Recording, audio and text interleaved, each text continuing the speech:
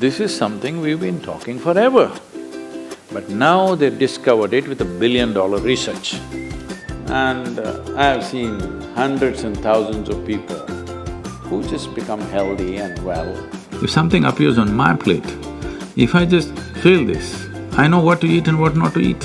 You eat something today and see, just learn to observe how agile and how active your body feels after eating this food.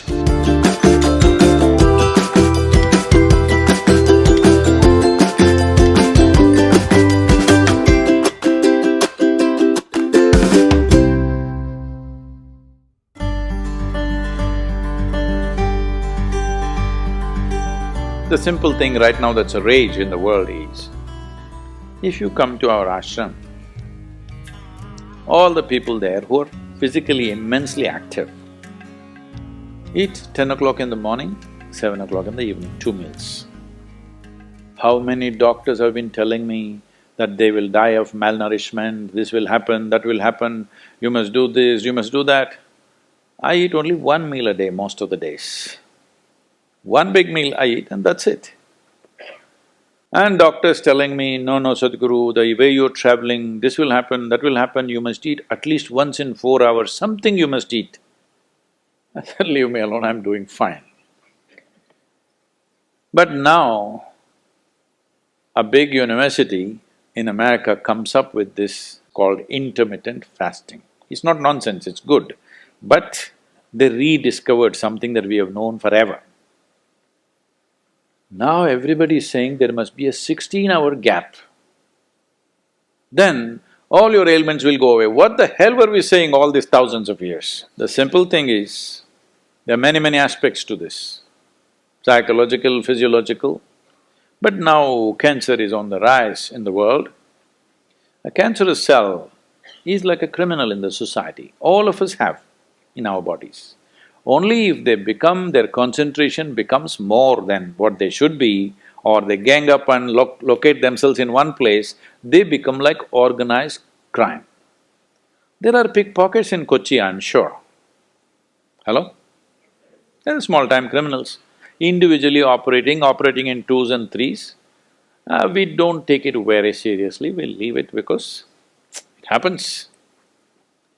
But suppose all 100 of them got organized into a organized crime, now we will crack down. Because we know now it becomes a threat to the society. Similarly, cancerous cells are like this. Criminals, they're moving around, doing some damage. Their only problem is, right now, they're generally eating about 8 to 12 times more than what the other cells are eating. So if you just give sufficient break between one meal and the other, most of them will die because they cannot survive. This is something we've been talking forever. But now they've discovered it with $1 billion research. And I've seen hundreds and thousands of people who just become healthy and well simply because they're not fueling up all the time when the tank is filling. In the yoga center, all the time people are physically active. So everybody is very hungry by the time it's 3:30, 4 o'clock in the evening, they're extremely hungry. But we learn to live with that because empty stomach and hunger are two different things. Hunger means your energy levels start dropping. But empty stomach is a good thing. In the yogic sciences, today modern science also is coming in line with this. But what we know by our experience, you will spend $1 billion to come there. Because research is all about how many $1 million, that's how it is. Your body and your brain works at its best only when your stomach is empty. So we always make sure we eat in such a way, how much ever we eat, our stomach must be always empty within 2 to 2.5 hours' time maximum. So we go to bed hungry always. People think they cannot sleep. They can sleep. On an average, for 25 years on an average, I slept only 2.5 to 3 hours. These days I'm getting little lazy and sleeping anywhere between 3.5 to 4.5 hours in spite of the level of travel that I have. When I say level of travel, if I say my level of travel in the next few days, you will fall off your chair. Yes? Should I tell you? No, not necessarily. Because in the next 10 days, I'm in 5 different countries doing I don't know how many events, all kinds of events. So, you're able to keep this up simply because you don't overeat. It's very, very important. Everybody eats 2 meals. I generally eat only 1 meal, 4:35 in the evening, because I don't like to sit in front of the plate and worry about how much to eat. I like to eat well. So, 4:35 in the evening, if I eat a meal, it's only next day. Is this enough? Am I looking okay? Hello? Because any correction and purification that needs to happen in the body, your stomach needs to be empty. It's very, very important. Otherwise, the purification on the cellular level will not happen. You pile up things and then you have all kinds of problems.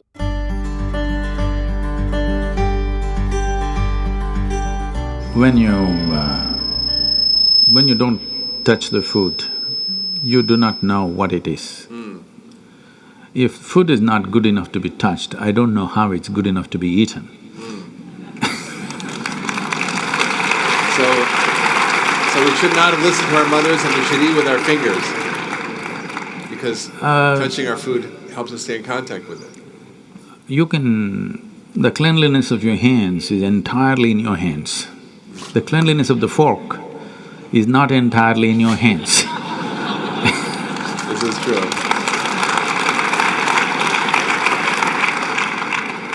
And nobody else but you have used these hands. So, there is an assurance as to how clean or not clean it is right now. The fork, you do not know who's used it, how they've used it, for what they used it. And all they have to do is wipe it with a tissue and give it to you and it looks pretty clean. Above all, you don't feel the food. The first thing that's been taught to us is, if food appears in front of you, to hold your hands upon the food for a few moments, just to feel how the food is. If something appears on my plate, if I just feel this, I know what to eat and what not to eat, what I should not eat. I don't taste it and then reject it, I just don't eat. Because my hands are the first level, not tasting in the sense the tongue tastes, but knowing the food. First thing is knowing the food. You want to know a person, you guys go and shake their hands. I'm usually avoiding that, but That's a good strategy. But the food that's going to become a part of you, first thing is your hands. Even if you physically don't touch it, just being conscious and being there, it clearly tells you how the food will behave within you. Whether this particular food on this particular day, should it go into you or not, because every day your body is not the same thing. Every day, every moment it's different. If you feel the food, you just know whether this food has to go into you on this day or not. If that much awareness is brought in, we don't have to go on telling people what they should eat. Every meal they must decide what they should eat in that meal. There is no one prescription that this is what you should eat for your life. That will feel too claustrophobic, that only this I can eat.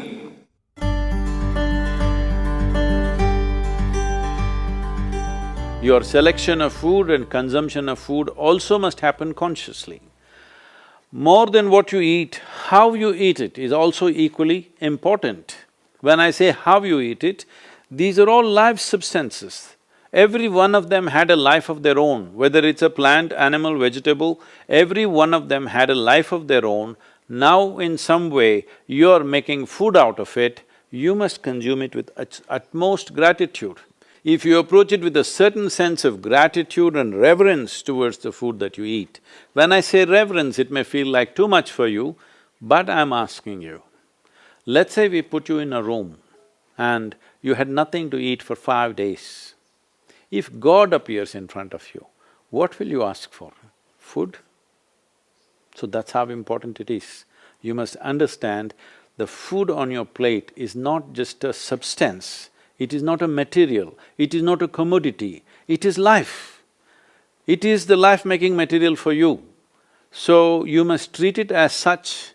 Right now, when it's on the plate, when it's out there, it has no value, but the moment you consume it and it becomes your flesh and blood, now suddenly it's of immense value. Why do we live like this? It's very important, when it comes on your plate itself, you must treat it as a part of yourself. With great reverence, you must consume. Just the way you consume it, if you change that, food will behave very differently within you. This is what consciousness means.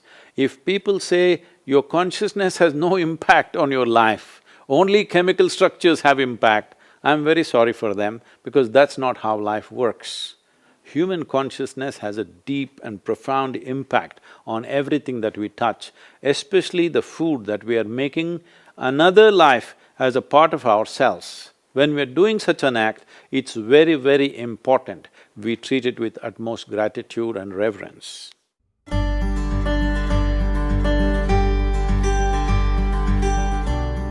I want to tell you, there is no such thing as good habit and bad habit.